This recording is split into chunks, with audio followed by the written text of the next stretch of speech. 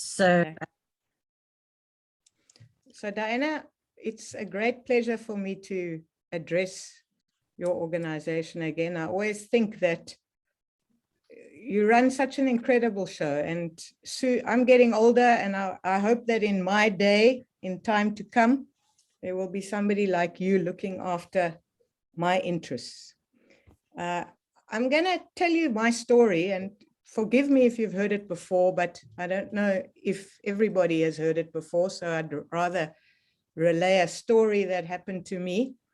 About 15 years ago, my partner Kaz and I, we were attacked in our home in Orangezicht. We just moved into this beautiful leafy suburb, and one Sunday there was two guys with a gun to our heads, and it was a pretty traumatic experience, but luckily nothing happened to us. We screamed and they ran away. And then we started asking questions. Does this happen every day in our community? Are people attacked?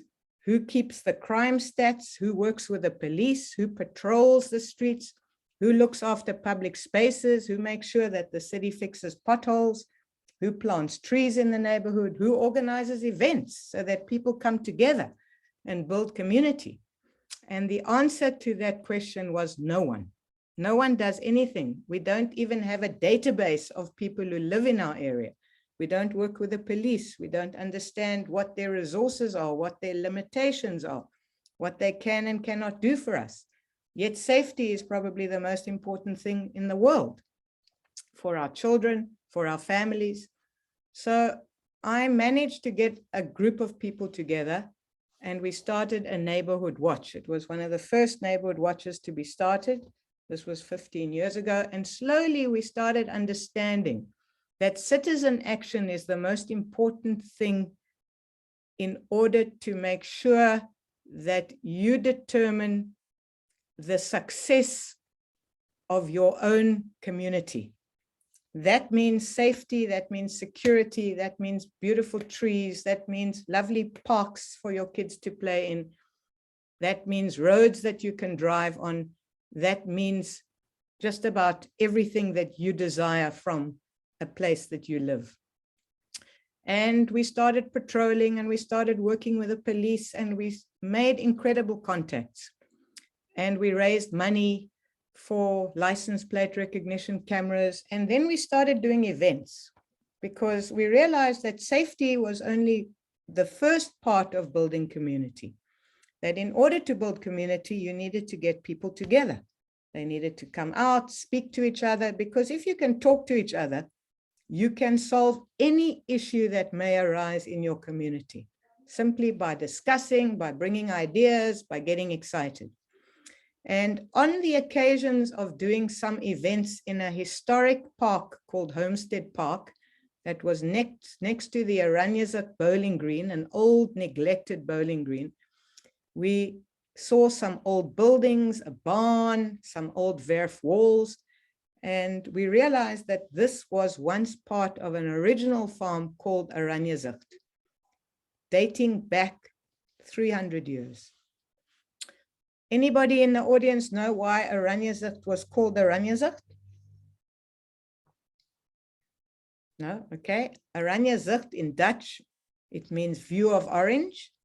And from the Van Breda homestead, which was, they were the owners of this massive farm that literally spanned the entire suburb of Oranjezicht and some of Friedhoek, they could see the Oranje bastion of the castle, one of the 5-pointed stars of the 5-pointed castle.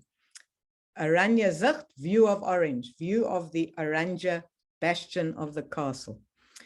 So the farm had been sold off in the early 1900s and carved up into little earths for private people to buy. And the city had bought the old verf, the barn, where the homestead was. And in 1955, very sadly, the city demolished the Van Breda homestead. It was considered not of heritage value, which is just very sad. And they built 2 bowling greens. because it was just after the Second World War. People were traumatized, they needed recreational time.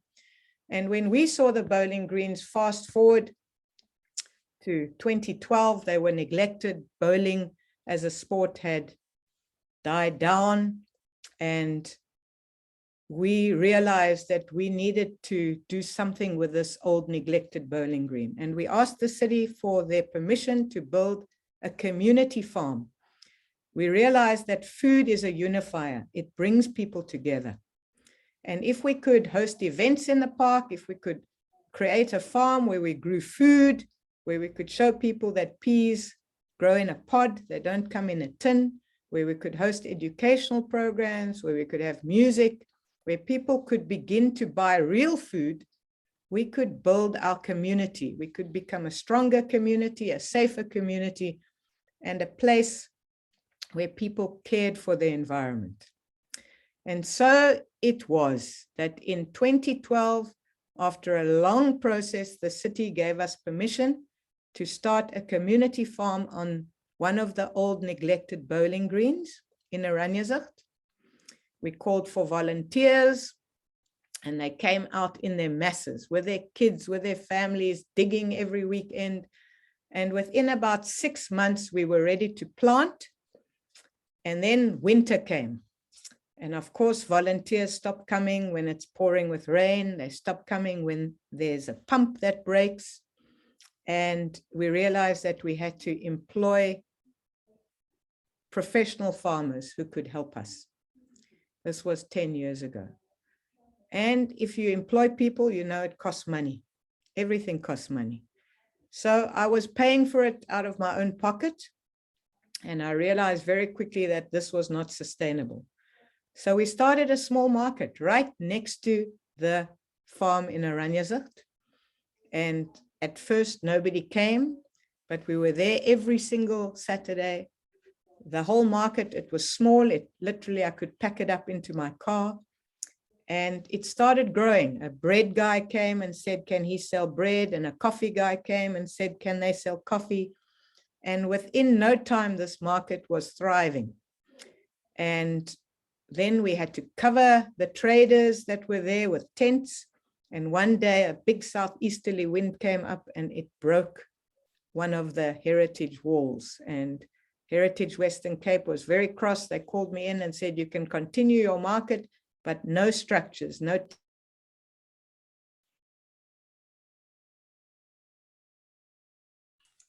You're muted, Sheryl. Somebody muted me. Can you hear me now? How much have you lost? 2 seconds, just a couple of sentences. So Heritage Western Cape said no tents. Without tents, you can't do it. The food can't be in the sun. So we closed the market. And by then, the market had already gained popularity. And somebody tweeted, Helen Ziller, move the market to Loenhof, your residence. And that is exactly what she did. We didn't even miss one Saturday. We moved the market. The Premier opened her pool. She opened the tennis courts. It was known as the market at Villa Zilla. And people started coming from all over the world. They couldn't believe that this house, the governor's house, was open to the public. But we realized we couldn't be there for long. It was a political environment. The lawns weren't suited to our market. And we looked around and we found a neglected site that was used by the waterfront for their skips, their garbage skips.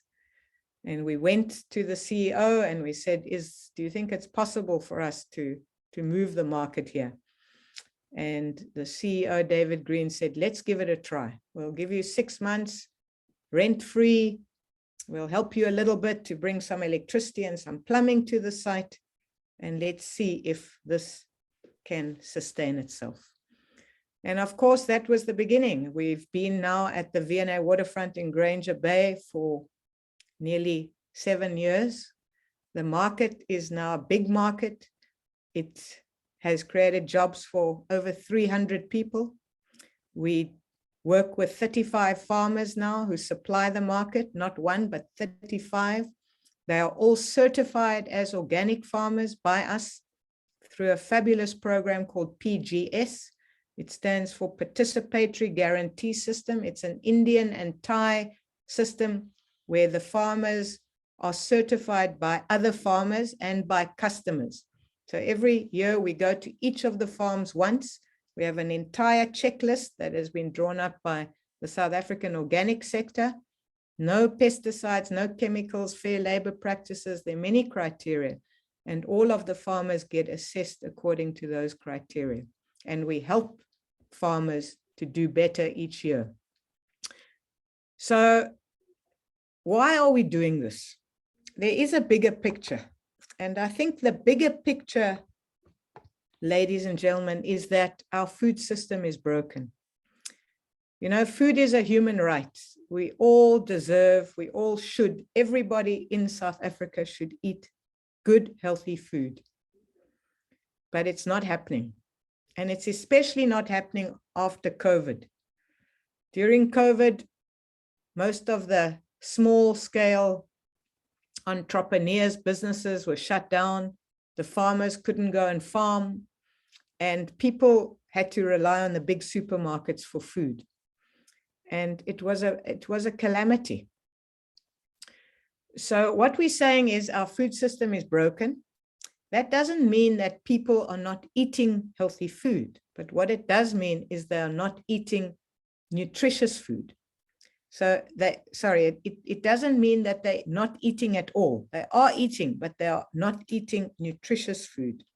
They're eating things like pap and bread and rice and potatoes, and those foods are very high in calories and low in nutrients. Yet we have all the space in the world to grow delicious fresh vegetables. If you look at an Indian family and a South African family, both relatively poor families, and you compare what they eat in a day, the Indian family will be eating lots of fresh vegetables. The South African family, very little fresh, mainly all those items that I mentioned, and they're earning the same amount of money, relatively speaking. So what's gone wrong? Can anybody tell me what's gone wrong with our food system? I'm just trying to see if you're still listening to me. Yeah, maybe come on, everybody. You are having a bit of a nap. Contribute to it. Maybe the prices of good real food is too high for people that can't afford it. And so they choose starchy and, you know, more junky foods, which they can manage, maybe. So in other words, a McDonald's hamburger is cheaper than a bunch of beetroot. So that already tells you that there's something wrong with our food system. How can that be that a McDonald's hamburger is cheaper than a head of broccoli? It's completely crazy. Okay, may I butt in? Yes. My landslide, your market is just opposite. I often walk past Duncan. Thank you. The problem is our government exports everything and it doesn't import. They've allowed through the apartheid system and they're suffering to export. I won't talk about what's happened to the farmers. I mean, take our Philippi. What's happening there? Our municipality wants to build there. And what about our food garden? That is extant and beautiful. Thanks. Right. So you've brought up a couple of things. I think developers are very strong. The government listens to developers more than they listen to farmers. Farmers don't have enough of a voice, sadly. And developers are very commercially orientated. And wherever you look, there is development happening. And often, yes, farming lands are appropriated by developers. In Philippi, it's a very special case because the Philippi horticultural area, and if none of you have ever been there, I do urge you to go. It's literally 20 minutes from the center of Cape Town. It's a special place because they have underground aquifers and plenty of water. And it's a special place because 80% of our lettuces, 50% of all our carrots, 50% of all our beetroot comes from that area. And we have to preserve it at all costs. So our food system is broken mainly because we have massive monopolies.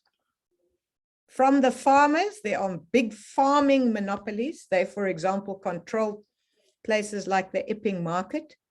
So if you control the farm, if you control the selling of all the produce, you can control the price. It's also broken because of the massive monopolies that we have created in terms of our supermarkets. They tell you what you're going to eat today just by having what they have on the shelves. They need produce to be on the shelves for a couple of weeks. So it can't be things like heirloom tomatoes because they don't last a couple of weeks on the shelves. They won't last if you have to transport it from Limpopo province to Cape Town. So they decide what lasts and what doesn't last. They decide the prices. So we have massive monopolies all over. And there is a term called food sovereignty. Food sovereignty means that we take back the food system and it's now in control of all the people that are producing food, distributing food, retailing food. And that term is gaining ground all over the world. And in terms of climate change, we have to be aware that our climate is changing. I think everybody understands that. So we have to take extreme care of the soil. And that's what organic farming does. It takes care of the soil. Organic means planted in soil and no chemicals are used in the manufacture of a particular kind of vegetable or fresh produce. And we need to take care of the soil. If I say to you, what is the most important thing in a country? People will say to me, maybe the government, maybe they'll say to me, the education system, or they'll say the healthcare system. I'll say, no, the quality of the soil. That for me is everything about a country success.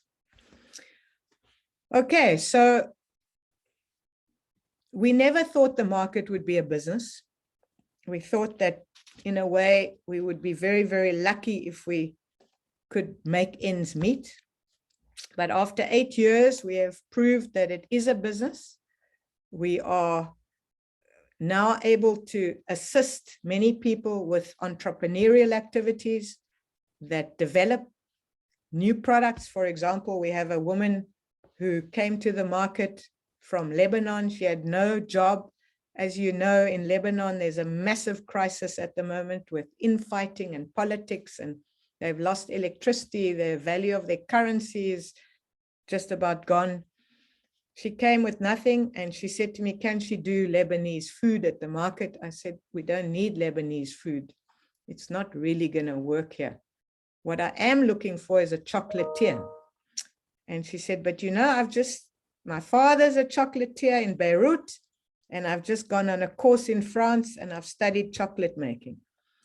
So she said, let's start. I'll start. I don't have a factory. I can't make my own, but I'll buy from other people and I'll sell it. And slowly I'll start making my own products. And that's exactly what happened 3 years ago. Today, Tina of Edible Tales is making her own chalva, pistachio chalva, her own nougat, her own chocolates. She's employing other people. She's got her own factory. And that is one of many, many stories of successful entrepreneurs that just need a little bit of a helping hand. I think entrepreneurship for me is one of the most important things in any country too. You know, we tend to wait for government to help us to do things when at the end of the day, we can see government cannot deliver to the people, but we don't have a culture of entrepreneurship. So we have to create that. We have to get people to understand they have to help themselves. And entrepreneurs, I guess, are made, if you try something and it doesn't work, you try again. You have to have resilience. You have to understand that, especially now, I think for any business to have survived COVID, survived weather patterns that are so unpredictable, survived Eskom power outages, it just comes at you all at once. And, you know, it's quite scary because, for example, the market costs us 800,000 Rand a month to run. It's a lot of money. And if you can't operate, you've got to keep paying your bills. You've got to pay your rent. You've got to pay your staff. So it's been an enormous learning curve for all of us. And even though it's very hard work, we work incredibly hard. It is probably the most rewarding thing I've ever done in my life. This weekend, for example, we are hosting Winterberg peonies. They grow peonies in the Eastern Cape near a small town called Tarkastad. Peonies are the most beautiful flowers. I'm sure you know them. And they need frost. So they can only grow in the Eastern Cape around there, and in areas like Ceres where there is frost. They open up as soon as you put them in water, and they last about 8 days in the vase. So they're grown by a family called the Scott family, Wendy Scott. And she has been growing peonies for 10 years. And we were the first to start selling her peonies. Now you can buy them at Woolworths, you can buy them everywhere. But it's about the stories of the farmers. It's about how they came to be doing what they're doing. We have a project at Lentegeur Hospital in Mitchell's Plain. It's a psychiatric hospital. We helped to raise R1 million from the government to allow the Lentegeur market garden to develop and grow. And now psychiatric patients work in the garden because there is a very strong link between mental health and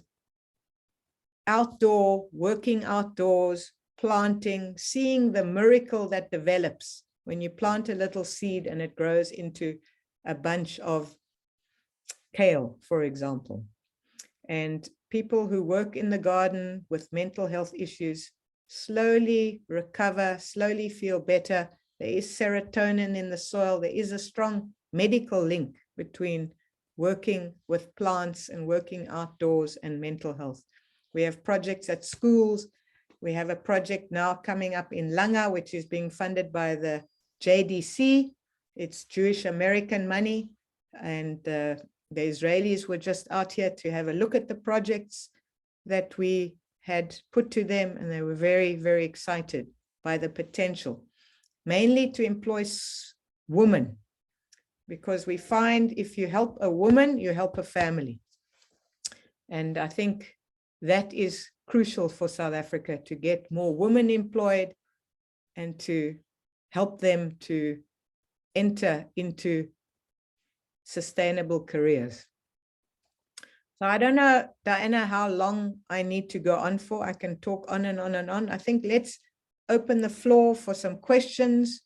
It would be nice to hear from everybody else. I've been speaking for just under half an hour now. And maybe you guys can ask me anything you want about anything.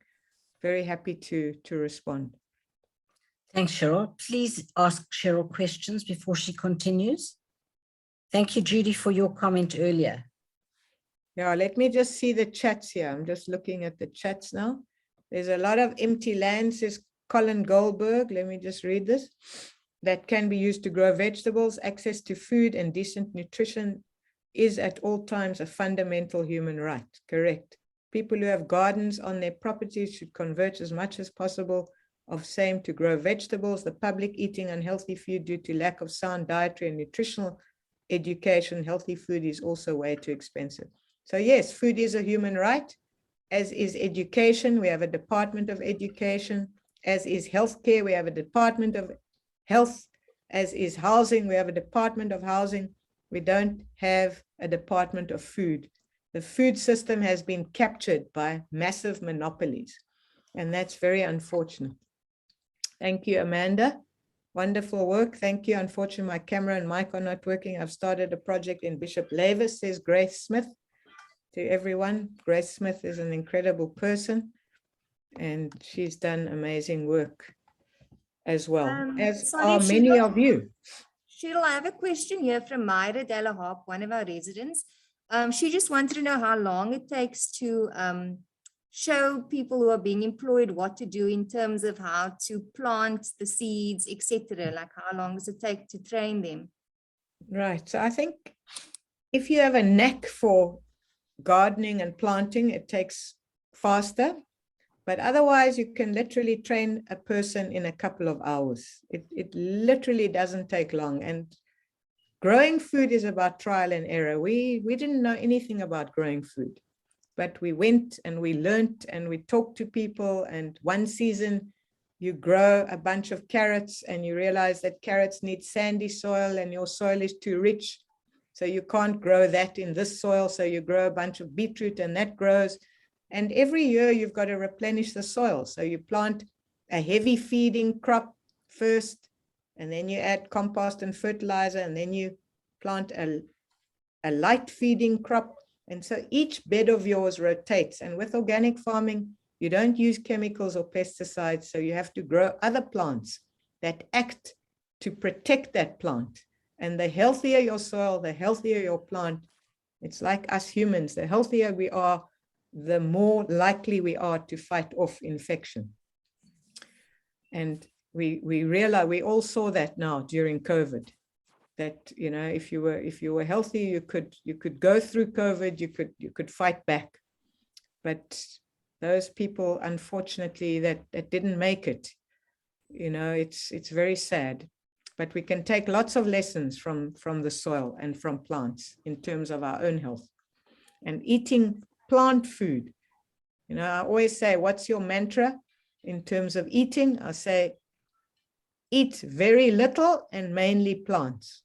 If we can say how we should be eating, eat very little and mainly plants. Don't have a big piece of meat and some vegetables. Have a lot of vegetables and a small piece of meat, if you have to eat meat at all. Cheryl, I do. Okay, all right. Sorry. Do you know about the garden that Glendale Home have established? Yes, so basically Leslie Katz is my neighbor, and I was working with Leslie quite a lot and some other women, and we were talking a lot about gardening, and Leslie Katz managed to get funding to build the most beautiful garden at Glendale that Ben Getz designed in the shape of a Magen David, and it is magnificent. And the people who live at Glendale, they work in the garden and they're getting a lot of joy out of it. So it's a wonderful project. And again, if you haven't been there, please go and visit. Maybe they should be selling some of their produce at the Orangezicht market. Yeah. I mean, you know, Philip, the first thing that we like to say is that if you have excess, you sell to us, because we buy from a lot of township farmers, and we don't like it that they send all their produce to us and they don't sell locally, because we can pay a bit more than the locals. We say 50% sell to us at a higher price and then sell locally. It's very important that local people eat well. And the same with Glendale. We would like Glendale to supply all of their food needs, just about, to the people who live there. Perfect. I think there was another Cheryl, question, wasn't it? It's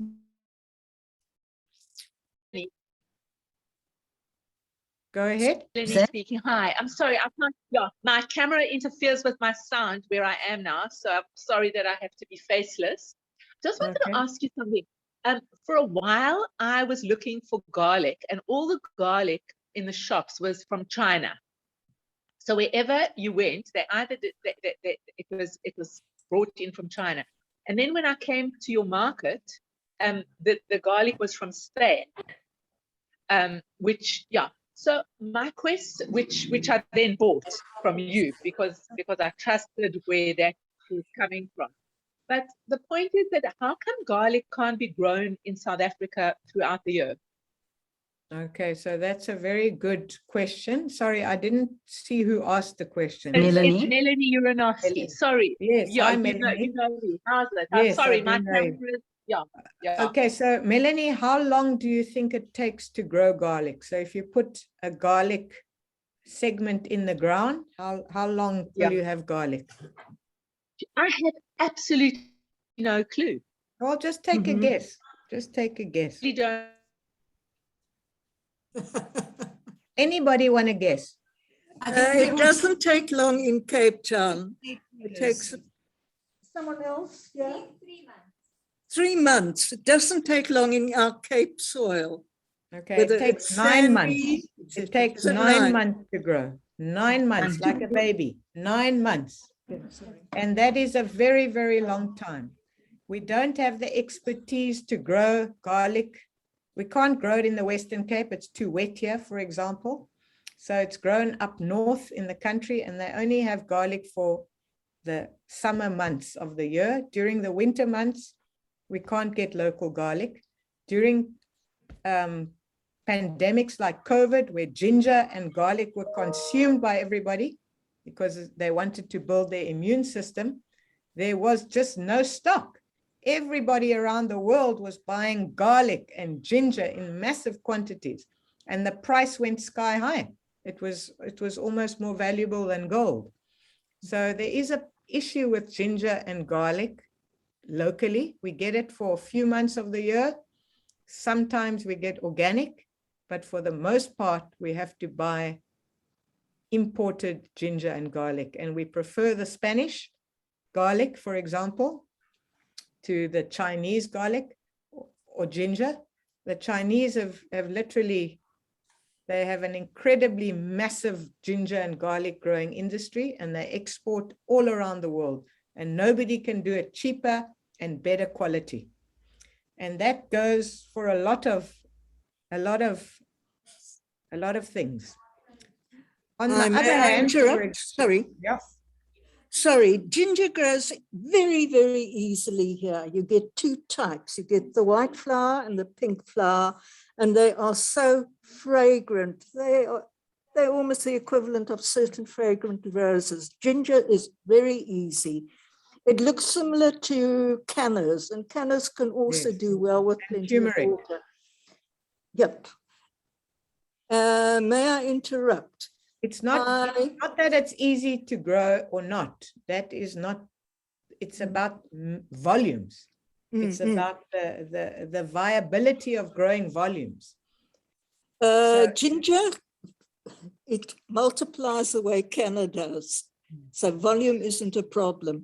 May I go further? I spoke against the municipality, but what is a plus? For example, we've got gardens, we've got one in Baterkant Street that has changed hands, and it's absolutely stunning. The municipality does support local gardening. Being a gardener myself, having grown up gardening, I am passionate about it. Thanks. Thanks. And that's why I appreciate all you do. And Thank you so much. Continue. Thank you. Thank you, Judy. Cheryl, since lockdown, how have you coped? Yeah, look, it was very, very hard. I'm glad you asked that question. I mean, we closed the market on the 20th of March, 2020. And the market was closed for 5 weeks. And then one day I went into Pick n Pay.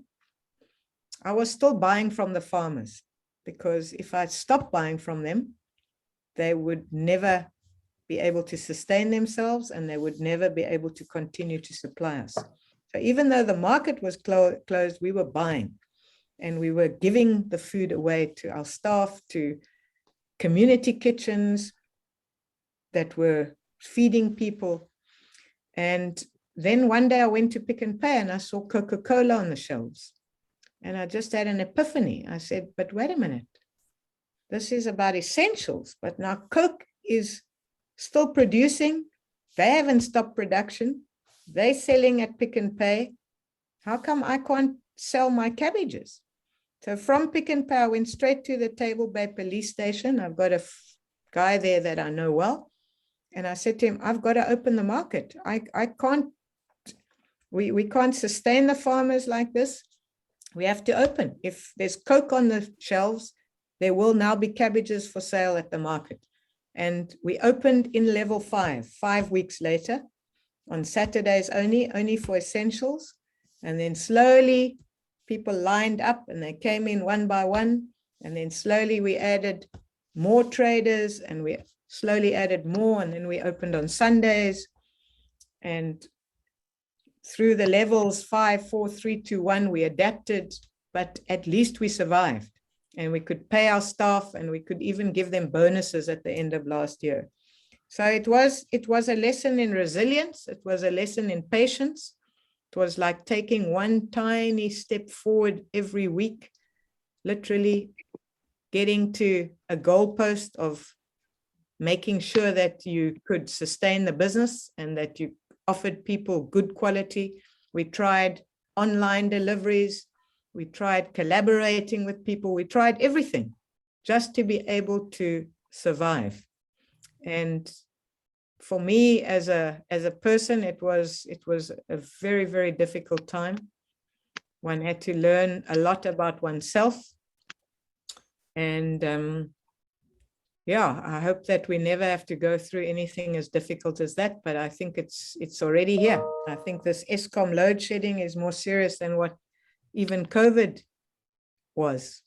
None of us can escape it. For example, I had to rent a generator on last weekend on Sunday.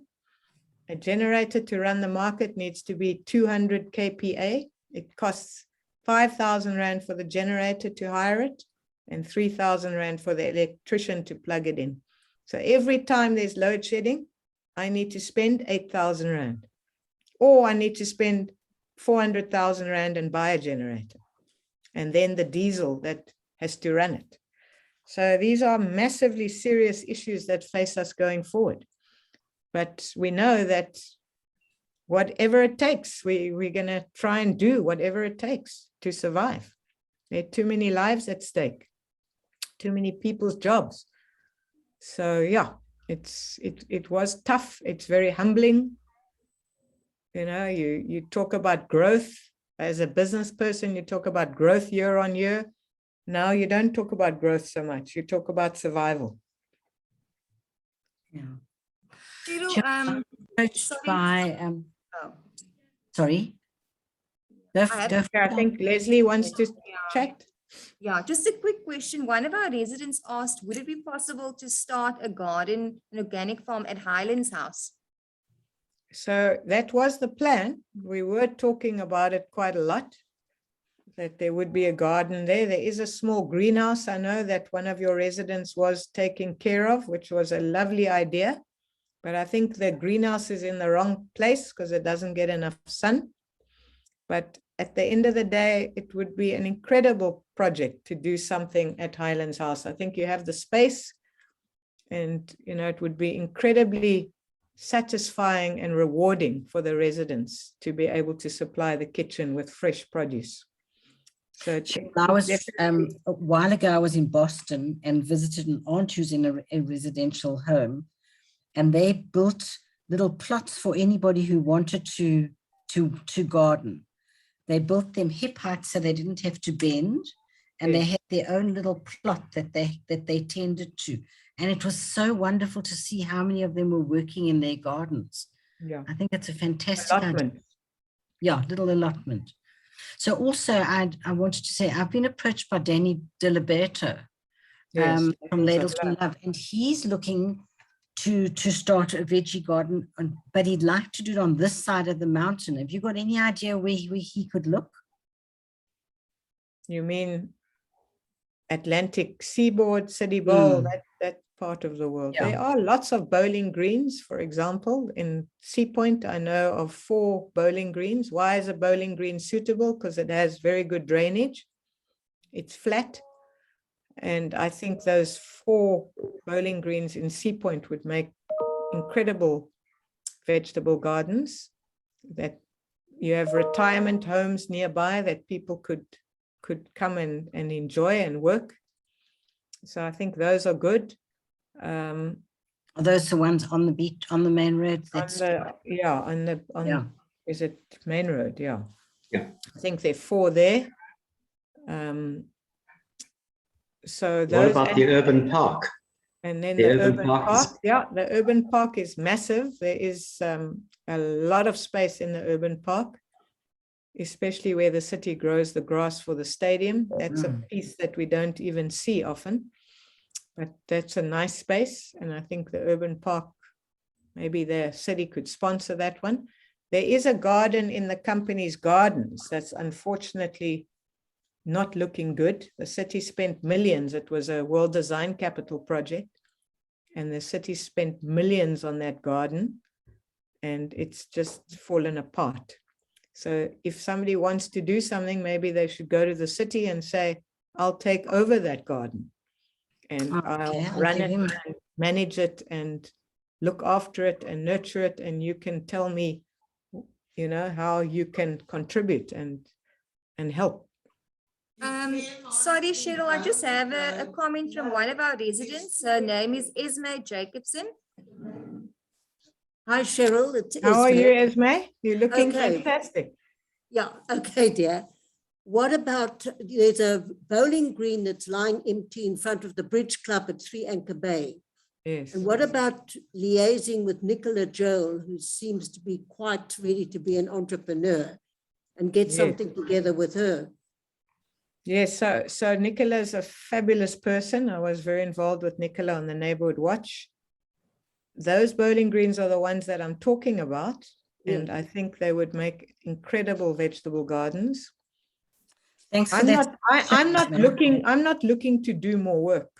So let me put that out there. I'm looking for people who want to do the work, and I'm very happy to help and guide. But I have hardly got a minute to myself these days, to be honest with you.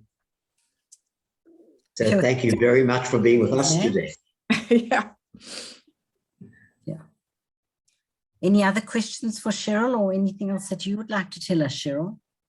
Going forward, what plans? And I think going forward, we have to be very positive about this country. I'm not sort of, you know, sitting with my head in the sand, but I do believe it is one of the best places to live in the world, Cape Town. Every time I look around me, I just see beauty, and I also see vulnerability. I also see that, you know, it's up to us to make a difference. It's up to us to be positive citizens. Yes, we must call out the issues and we must call out the problems, but we've also got to be proactive. We've got to try and employ as many people as we can. We've got to try and give them a better life. We've got to try and understand the issues of people who live in terrible conditions. We've got to try and help young people, you know, with 80% unemployment. It's just, it's scary for a young person to be growing up in this country today. And if we can help them, and that's why I say, why do I live here? I live here because I can contribute to this country. If I lived in America, if I lived in Israel, if I lived in Australia, would I be able to make the difference that I'm making here? So I think not. So, you know, I'm very positive, at the same time mindful that there are massive issues, but we continue to roll up our sleeves. Thank you for that. Anyone else want to comment on Sheryl, to what she's spoken about, or give some pointers for this morning? There was one message in the chat from Audrey. Maybe you could answer. Okay, let me just look at it. How do we start our own veggie garden? And this is Joan Krupp as well. Thank you, Joan, and Audrey Chantel. So how do you start? You can start in a pot. You don't have to have massive aspirations. You can get some seeds from Stark Airs. You can put it in a pot. You can water it every day and put it in the sun and see what happens. Start with lettuce. Lettuces are very quick and easy. Within 3 to 4 weeks, you'll see you'll have something to eat, fresh and delicious. And there's nothing better. Tomatoes now are very good, but you have to trail them. You know, they've got to be staked, otherwise they fall down. So tomatoes will grow fabulously now, and we get incredible tomatoes at the market.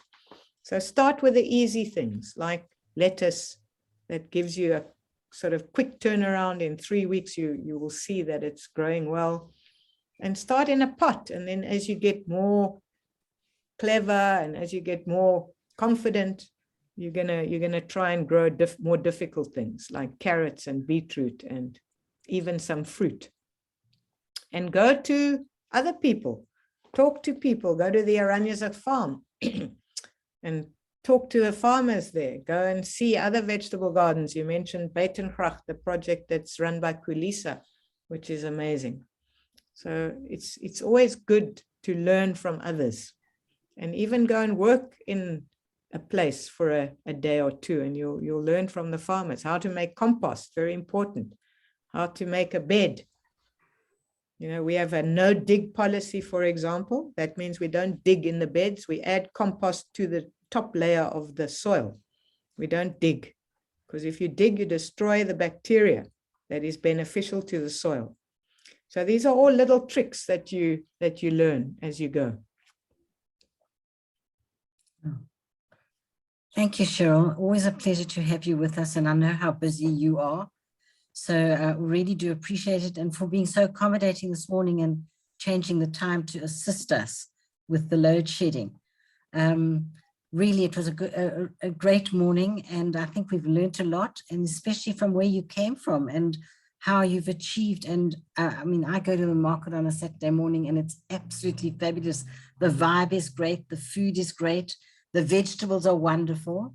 So may you continue for a long time and hopefully expand to other areas at some stage as well. Thanks, Diana. She's just sent a message. You would make a difference wherever you go, Sheryl.